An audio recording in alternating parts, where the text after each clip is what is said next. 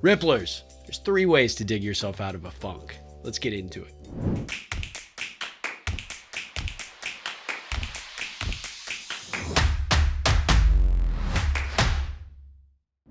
Hey Ripplers, we've all had those days where things just don't seem to go right, or they're just not moving in the right direction.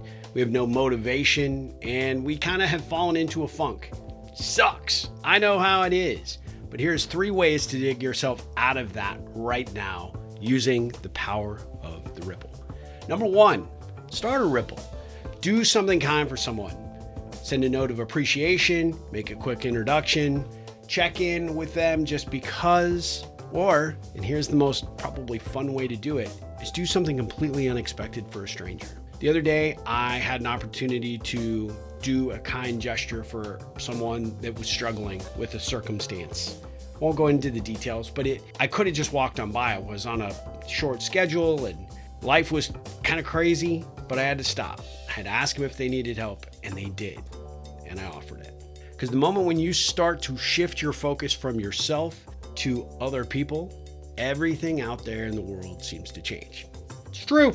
Number 2, reach out to someone that you have been meaning to talk to, but you haven't yet.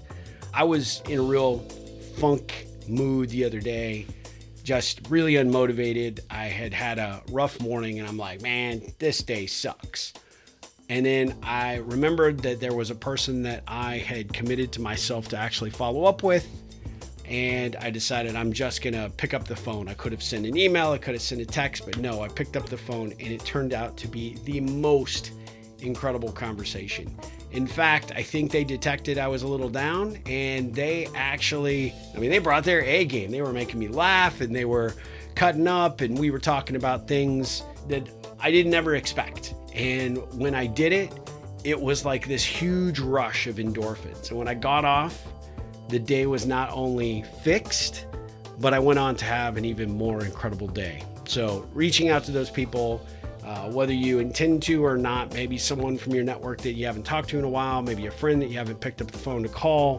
When you're in a funk, get yourself unfunky by reaching out. And number 3, create momentum with a micro win. What the hell is a micro win?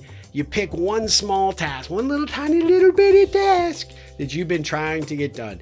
Could be folding the socks in your drawer. It could be getting a little bit more organized in that crazy, chaotic junk drawer that you've got next to your, where you sit.